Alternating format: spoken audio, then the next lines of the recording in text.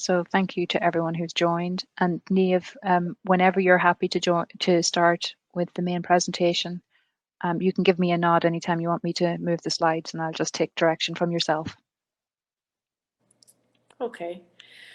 Well, look, we'll maybe get going, and then that'll give people an opportunity for any questions or anything they want to ask or add in at the end. So you're all very welcome today. My name is Niamh Finucane. I'm the Coordinator of Social Work and Bereavement Services in St. Francis Hospice. And today I've been asked to talk about supporting relatives of those with advanced cancer, the impact of COVID-19. So as you see on the first slide along, put up lots of different images about relatives, because when I was thinking about this talk, and I asked myself, who is it that I'm going to be talking to, and who are those relatives of those with advanced cancer? I realized that actually there could be so many different people and so many different types of people. So you could be younger or older, male, female, or another identity, single, in a relationship. It could be a parent, it could be a spouse, partner. You may have other dependents. So for everybody here, the types of issues that are coming up may be similar as a result of the person's illness and the impact for you all, but there can also be differences because of what else you have to manage in your life. And I think that's something important just to remember, that the illness is taking place in a context, not a vacuum. But what you do all have in common is that somebody you care about is seriously ill. But I don't know how long you guys have been living with that illness, what stage the illness is at. And there can be a lot of uncertainty with illnesses and how they go, whether or not the person's undergoing treatments or not, or whether you're waiting to hear. So all of those things are going to have a huge difference as to how you feel you're coping and managing, because some things that we can knuckle down and do are much harder when we're doing them for 3 months or for 6 months or for 9 months. So time does have an impact. The other thing about illness is, regardless of what type of illness somebody has, is the level of uncertainty that comes with it. And so we're all trying to manage uncertainty. And it's one of the most difficult things that we all find to deal with in life. We all prefer to know what's going to happen and when it's going to happen.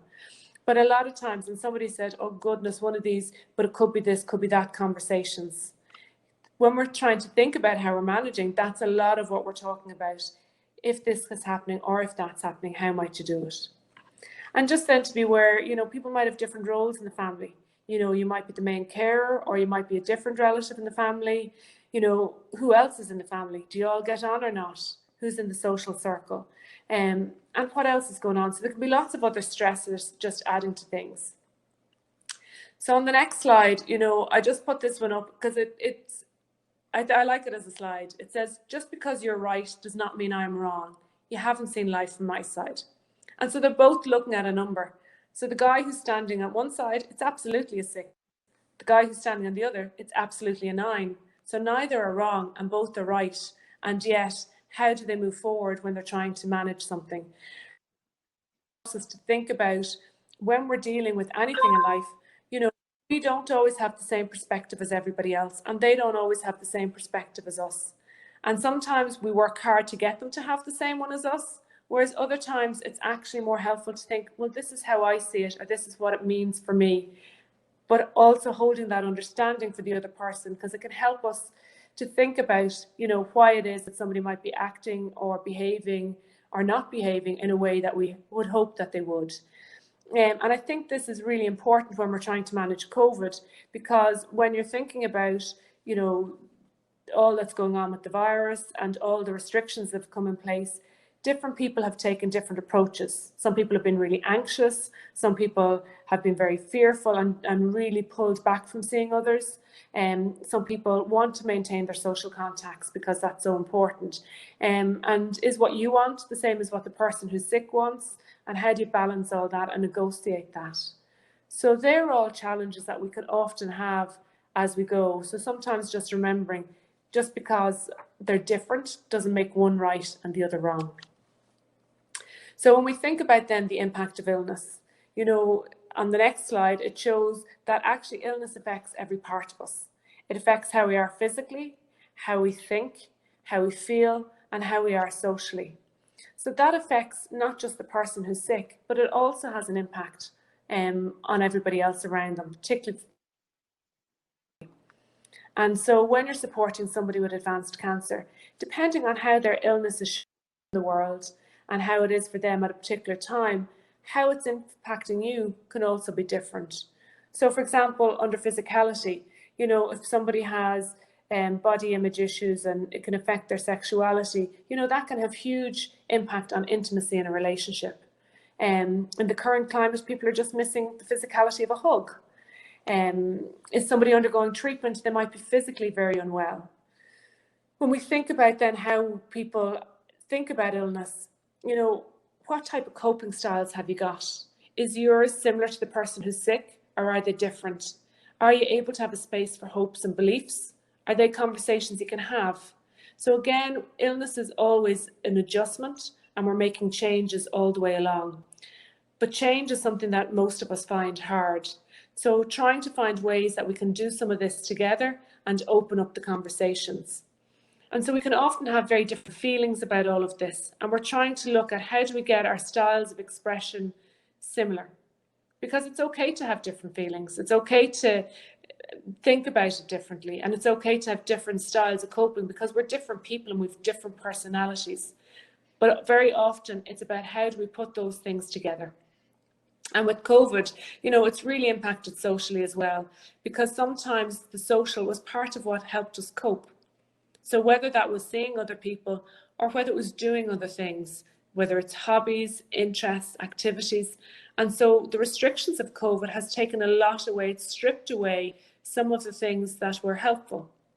Now, some people have also said it stripped away some of the busyness, and actually what's really given them is an opportunity to be more present, to stop rushing and racing and to be around a lot more. So I think that's something that we just need to think about in terms of what's been helpful to you over the last while. What of that can you build on? So sometimes it might be that actually the restrictions cut down the busyness and some of those things you can let go. Because when we're dealing with illness, it's often like we're on a treadmill. And sometimes we have to work hard to try and just slow it down a little bit for ourselves and make sure that we're also thinking about how we are. And I'm going to come back to talk a little bit more about that in a few minutes. First off, I wanted to look in the next slide a little bit about some of the things that influence how we might be at any given time. So when illness comes, you know, it's how do we communicate with each other within a family? And I'm using the word family in a very liberal, loose sense. Family in palliative care means the people who are significant to a person. It's not just the biological family. It's the social or the logical family as well. So it's who the person says is important. So when I use that term, I mean it very inclusively rather than exclusively. But sometimes when somebody is sick, the issue of who's considered the family and who's involved comes up. And particularly at the moment with COVID, there have been a lot of restrictions around who's allowed to attend appointments or who can get information, or if somebody's in a hospital or in a hospice or somewhere else, who's allowed it. So the issue of family and who's in that definition is hugely important and has been really contentious for some people. Sometimes it's the people who haven't been around so much all of a sudden are showing up and wanting to be more involved. And there can be a lot of resentment because you've been there day in, day out, week in, week out, and now it seems like you've been pushed aside a little bit. But each and every family has a different way of being. And so a lot of this presentation is not about telling you how you should think or should feel or should be, but more it's getting you to maybe think a little bit about how is that for me and how is that for my family or my situation, and what about that can I help think about in terms of supporting us now and supporting us into the future. So your family will have had a history, and that history may have involved other experiences of illness, death, and certainly it will have brought in other losses, because all of us have experienced losses. But how do you then deal with them? What's the style of communication in your family? Some families are their heart in their sleeves and everybody knows everything. Other families are really closed and nobody knows a lot. So how do you try and do that? And when somebody's got a serious illness and advanced cancer, you know, what about the worries you have? Are you able to name them? Can you name them to yourself? Can you name them to others around you? Can you have that conversation with the person who's sick? because sometimes what we do is we have a lot of conversations in our head and hold a lot of worry in that way. So if we can think about other times where things have been stressful or difficult and how we've managed them, that sometimes can help give us keys to things that were useful to talk about. Sometimes it's also just having general conversations around illness, and particularly with COVID, it opens the door for, things that have happened, whether it's somebody who's been in hospital, what would it be like if you were to be in hospital? It helps you open those conversations. With families as well, who's able to acknowledge the extent of illness, what it is and how it's changed, and how do you speak about all those things? So sometimes different people and families can have different types of conversations. And when we're trying to protect and mind each other, sometimes we can give false reassurances and shut down conversations. So rather than talk about something or somebody raising a concern or worry, somebody might say, no, we're fine, we're grand. That's giving a message, I don't really want to talk about it. Please don't have this conversation with me. And sometimes we are worried about having that conversation, particularly if somebody is less well or things are changing. So even as a first step, it can be helpful to say, how can I say nothing back? Rather than say something that's going to close the door, how can I say nothing back? And that just allows another step to happen. The other way of thinking about it is also to think about the communication that happens through our behaviour. Because very often we don't say everything out loud. So sometimes people aren't very good at naming how they're thinking or how they're feeling. But if you look at their behaviour, you'll see that actually they've dropped in a few things, or they've done a bit more shopping, or they've just done some nice things. So sometimes people's behaviour helps us to understand whether they're worried or not, whether they're tuned into what's going on or not, and not just what they're talking about. And then if things are difficult, about how do we sort it out between us, because conflict does come up, and that's really normal and natural. So again, sometimes remembering that and trying to just be a little bit kind to both yourself and to others around. That is there fear, is there worry, is there anxiety in the background? Are they things that are allowed to have a space? You don't have to answer them. You don't have to be able to fix it all, because living with illness is it's living with the level of worry. It's living with, particularly if you're, a relative or a carer, sometimes 3 steps ahead and the other person's not ready to go there yet. So you can get caught trying to do all of those things, and it can be stressful. The other issue we also have is trying to balance that bit between supporting somebody and smothering them. That giving people options and choices. And there's somebody I work with, and they're really good at this, because they always say, if we truly believe that's important, that includes letting people make bad choices, or what we think is a bad choice. So we can't support them having choice and freedom of expression and self-determination if it's only when it's what suits us. If we truly believe that, it also has to be when they make what we think are bad decisions. And it's, another person I worked with always said it's responsibility to the person, but not for them. And that sounds a bit pedantic or a bit strange, but really what it's saying is that you can do your best, but somewhere along the line, you have to let the other person make those steps and those choices, and just continue step by step. And that's hard if you're feeling stressed or a bit overwhelmed, feeling that the choices they're making aren't great, and somebody isn't doing it as you'd like. But again, they're just things to think about, that sometimes we put a lot of pressure on ourselves to make everything okay. And everything isn't always okay. And having a space even to say that and take a deep breath can be a helpful way of managing. So on the next slide, I just tried to pull together some of the things around how COVID has affected all of this. Because what we've talked about to date, we could have talked about at any time. And what COVID has been is an extra layer in on top of this. It's not something that has brought up weren't there before, but it's something that's maybe made them more difficult.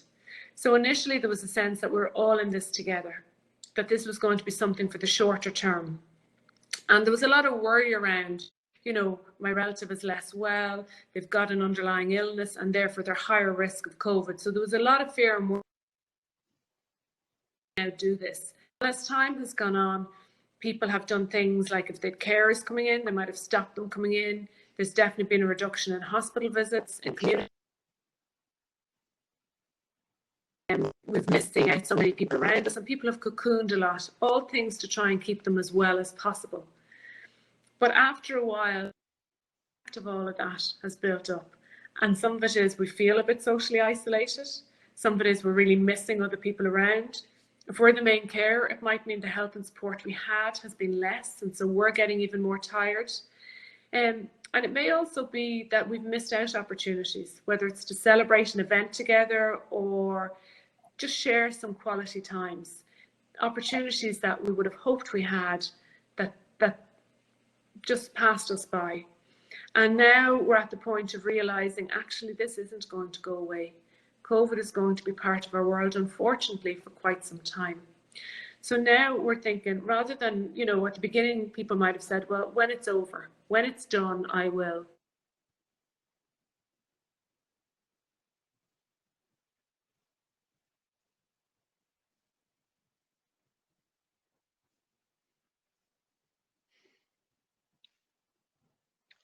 I'm losing some of Niamh's communication. Could I ask if somebody could put into the chat if they have a similar experience, please?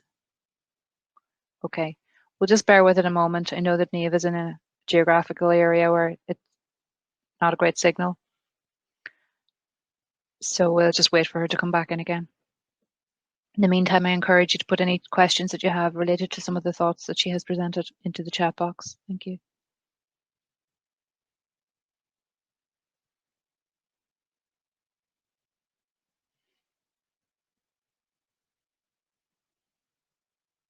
Hello, Niamh. Yes, indeed, breed joy. Yeah, I know. It's true. Joys of technology.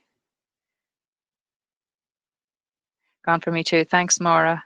It's an absolutely fascinating topic. I hope Niamh isn't just chatting away to herself, not realizing we're not seeing her. So we'll all be good and just stay here so that she has somebody to come back to.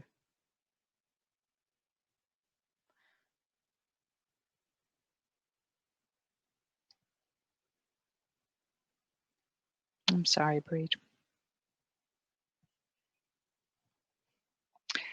For those of you who have just joined, we have a little bit of a connection issue. We were having a great conversation there, which was being led by Niamh, but she's disappeared. Her connection seems to have gone. So I think she's probably at the point where she's going to rejoin. She was having connection issues earlier, which is why I'm visually present. I'm just sharing the slides on her behalf.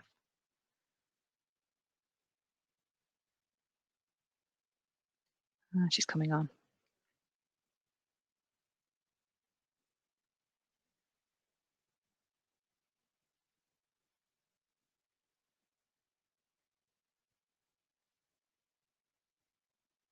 Thank you very much for your patience.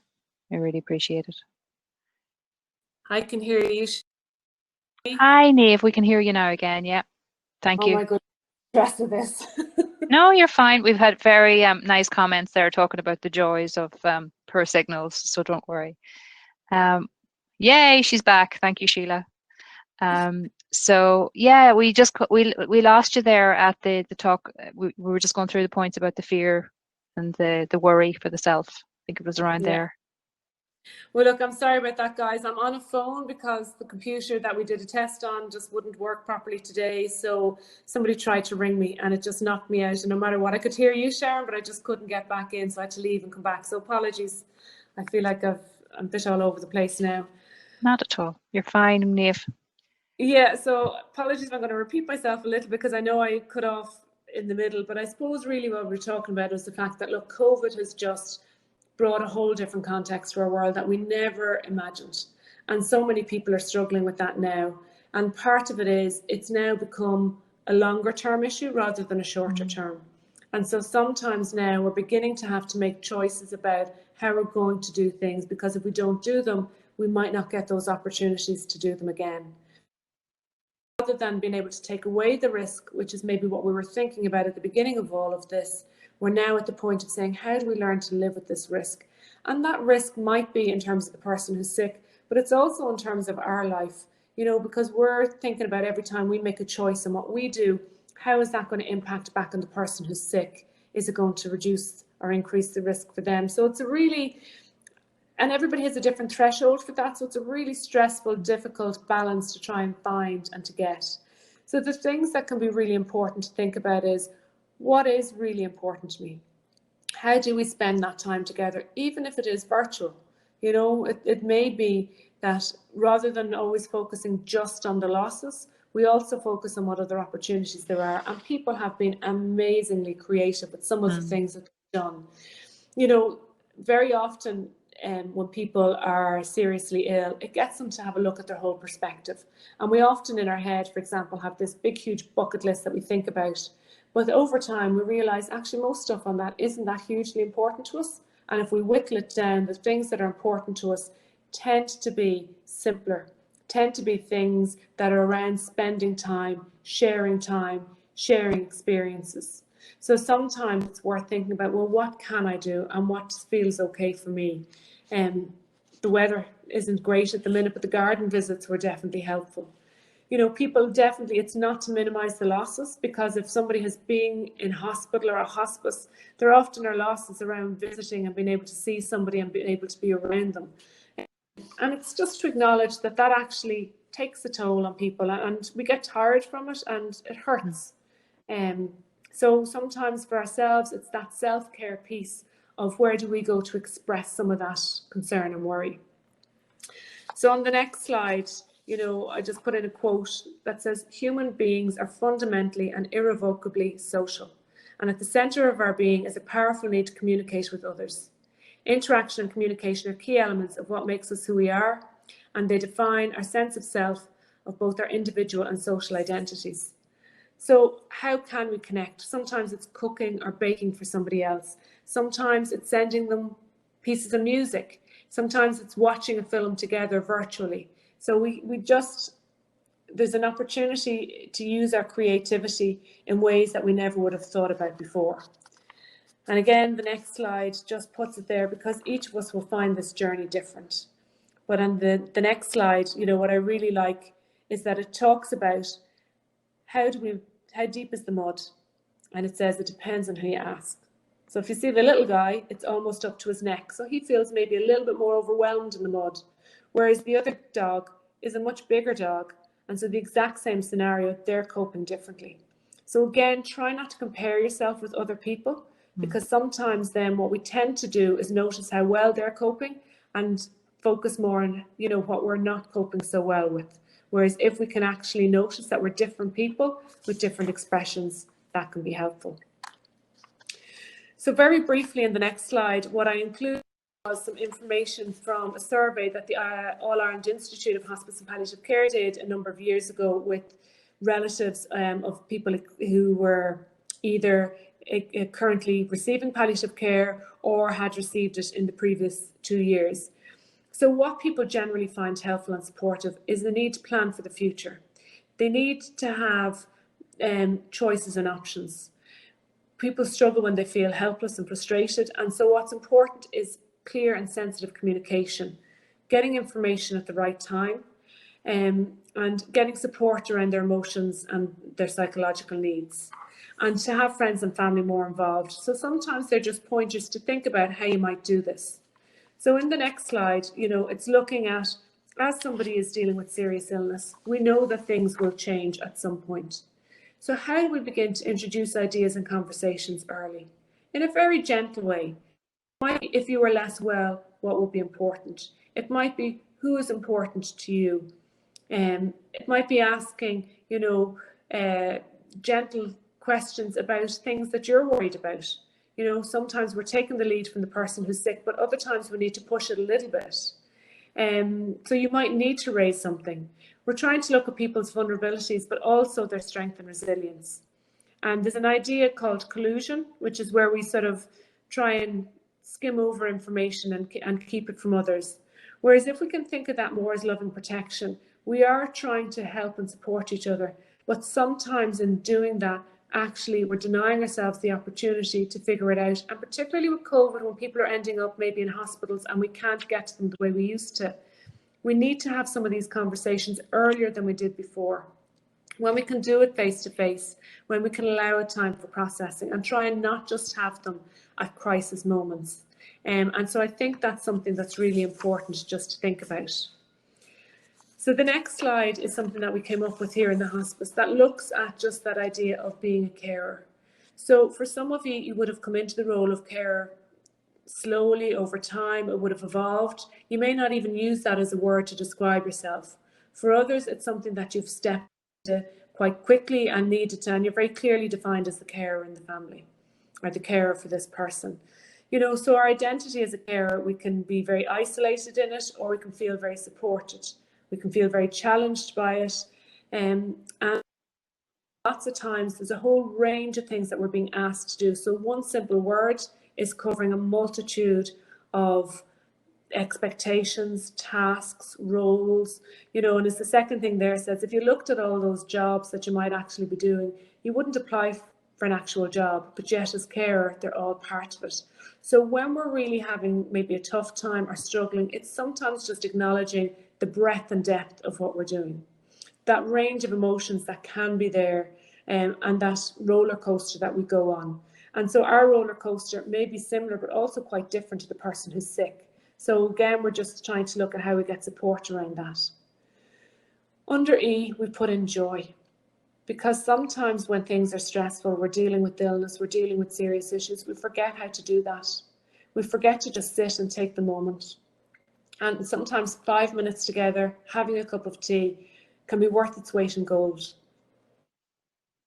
Racing, you know, sitting down and watching a funny TV program together and having a few laughs. You know, that simple things can bring great joy, and sometimes we get out of the practice of noticing. So it's trying to be a bit more present to notice them. So it's reflecting on what's going on, and it's trying to be aware of all the different things that might be happening for us. So in the next slide, you know, it's just trying to bring, a lot of the research would say that self-compassionate people are less depressed, anxious, stressed, and perfectionistic. And so therefore they're happier and more resilient, socially connected and optimistic, and they're satisfied. So self-compassion is associated with healthy behaviours. And it also is going to protect us against care fatigue and burnout. But the thing about it is it's not an easy thing to do. And most of us think, well, what does that look like? How can I do that? How can I begin something that you may never have really done before and may never have needed in the same way? So sometimes it's thinking about how would you treat somebody else? Because very often we're good at telling other people what might help them or what might be good for them, or we're showing them kindness. So it's trying to show some of that to ourselves. Sometimes it's letting go of some of the expectations that we think everybody else has of us, even if they have some of them, you know, and thinking about how do I mind me, you know, that I'm worthy of love and care and support. Because very often as carers, we think about the person who's got the illness first and ourselves second. But, you know, another way of thinking about it is you can't pour from an empty cup. So you have to mind you. And if you don't do that, then, you know, in time to come, you'll get worn out. I'm really conscious of the time, but the last tied together. And there's a book called The Boy, the Mole, the Fox and the Hare, by a guy called Charlie McKeesey. You know, and I just took a few pictures from it just to talk through. So the first one, you know, the boy says, we've such a long way to go, sighed the boy. So he's really tired and he's worn out. And sometimes that's the way we can feel when we've been through a lot and we're very stressed. But on the next slide, you see the horse says, yes, but look how far we've come. So it's not one or the other. It's not either or, it's both and. And I think that's really important to get the balance, because then we feel stressed or tired or overwhelmed, we'll notice a lot more about the struggle and we'll forget how much we are coping with and have coped with and how well we do. And in the next one, you know, it says, how do they look so together and perfect, asks the boy. And he's looking at the swans, because very often we think everybody else has their stuff together and it's only us who don't, and it's only us who's struggling. So we can further isolate and further pull back and find it harder. But the horse says, but there's a lot of frantic paddling going on beneath. So we're all the swan at stages. So you might think I was calm and confident at the beginning. Certainly wasn't, you know. And so that can be true of all of us. And we often just see others and think people have it sorted. And we don't allow ourselves. So self-compassion is that kindness to say, yeah, it's really normal. Here's my swan movement at the minute. People over there think I'm doing okay, but underneath I'm not. So sometimes we need to think about, how do I get help or support for that other piece? Where is the space to express that and be allowed to say it? And it may not always be with those around you. It may be somebody, in your friendship group. It may be somebody not connected to the situation.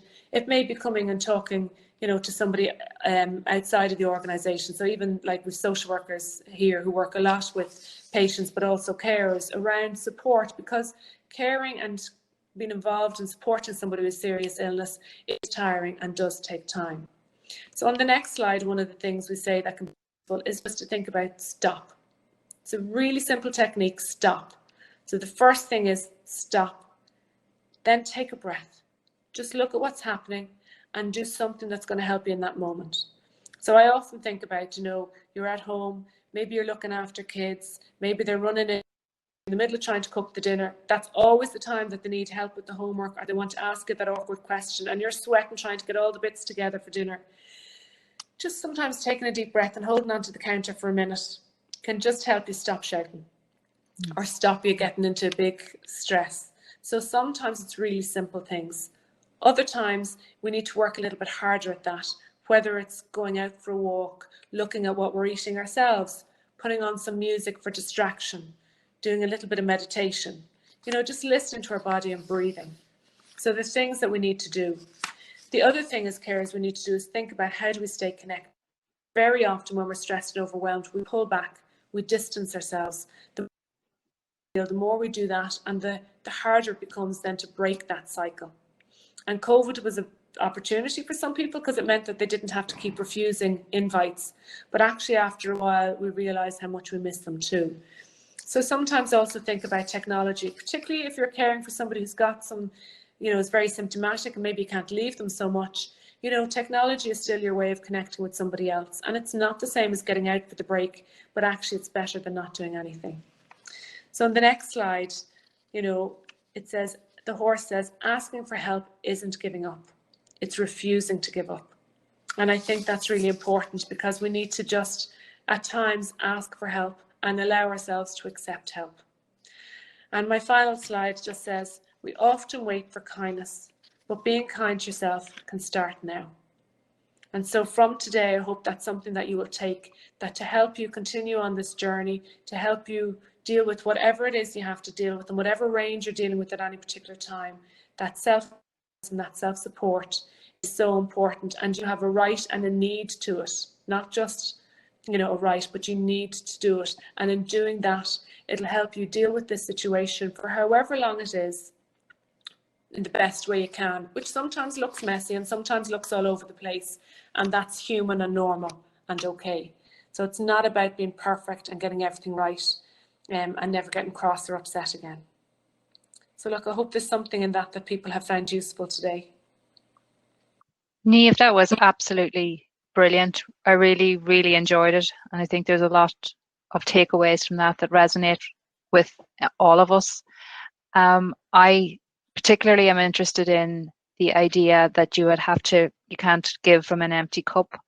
Do you think it's really important, Niamh, that you schedule things for yourself ahead of time before you get into that point where you're frazzled, so you have little things for you as the carer to look forward to?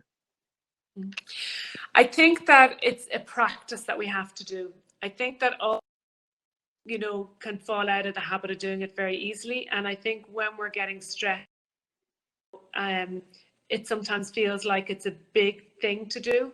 So I think it's starting with the very tiny things. Sometimes it's taking an extra 60 seconds in the shower and just enjoying the feeling of the water on your body. Sometimes it's sitting and having a cup of tea, and just for those 5 minutes, and sometimes even putting the timer on your phone for 5 minutes, taking a few deep breaths and really noticing the taste of the tea, enjoying the feeling of it. You know, because sometimes we think of it as big things we have to do, and it just seems like another job if we're feeling a bit overwhelmed already. So I think, yes, if we can schedule in some things, yes, if we can recruit other people around us to help us with that. Sometimes we can have good friends who can poke and prod us and remind us. But also thinking about, how do I build this into my everyday? And they can then be stepping stones that allow you to take the deep breath to do the next bit, but not making it overcomplicated or difficult. So we're not talking about going out for pamper days, much as we might like. You know, but if you could get out. sometimes simple things like, you know, people often say, God, I love music, I haven't listened to it in so long. So even putting it on in the house, you know, and picking something upbeat can just change an energy. Or sometimes picking something that's slower, that's just helping bring you down a bit, you know. So it's using what you know about yourself and using it in a way that's going to be helpful and support your job or pressure. What about Niamh? One of the contributors here is asking a question about where you know that for you and the person who has cancer, that it would benefit you to have a visitor, but at the same time, you know that that's not the right thing to do with COVID. It's a real balance, isn't it, of the mental health and the physical health needs? Well, it is, and I think it's also because we know if somebody's seriously ill, you know, that time is a different factor to at other points in our life. So I think we have to acknowledge all of that and make decisions based on the public health guidance. So it may well be that we have the visitor, you know, but make sure we stay socially distant. You know, it may be that people do things like wear masks, or you keep a window open so the room is ventilated. You limit the length of the visit. So there's things like that that you can do to try and keep some sense of normality, because you do need to see people and they need to see you. And there's a different quality face to face to over different platforms. And again, that's sometimes where you might have one idea and the person is sick as another. So how do you balance them? There's no definitive. And I think it's, are you okay with this? Do you feel comfortable enough doing this? And there's no risk-free activity. So it's how are you minimizing the risk? So if you can think of it in those ways, it sometimes helps you feel, okay, I'm okay. This is good enough for me. And I think that idea of good enough is really important, because it's not about there being one answer or a perfect way to do it. And lots of things in life that we do, if we do it good enough, it's the best that we can do at that time. It's very interesting. The thing that I find most interesting in what you were saying is maybe being a bit more preemptive about some difficult conversations now, you know, with the timing the way it is, because, you know, logistics might be against you later on having conversations when barriers are there for visiting and stuff like that. Do you think that like if I'm not able to visit somebody because of they're in a different lockdown area, that there's a lot of guilt going around at the moment, and how can I best help somebody who's doing the main brunt of the caring in a different place for me, if you know what I mean?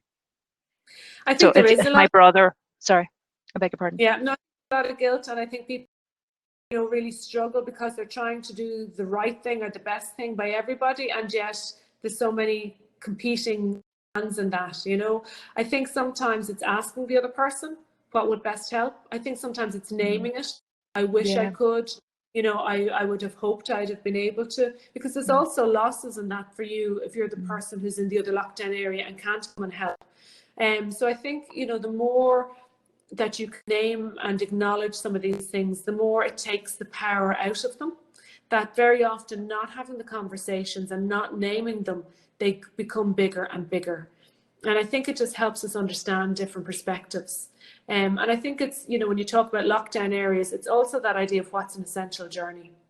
And it may not be essential in life or death, you know, but at the same time, if somebody is seriously ill, if we know that their time might be limited, depending on what stage they're at of advanced cancer, you know, it may well be that part of having those opportunities is an essential journey in that context. So it may not, you know, in the context of public health, you know, there'd be rationale for maybe doing things that at other times you wouldn't. So you're constantly trying to balance, and you need to be constantly weighing up those things.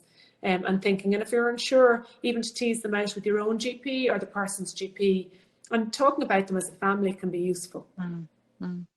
I think that's really important what you said there about naming it and actually saying to somebody what you would have liked for them and what you would, I would like to be there for you to do X or Y, but that's just not possible.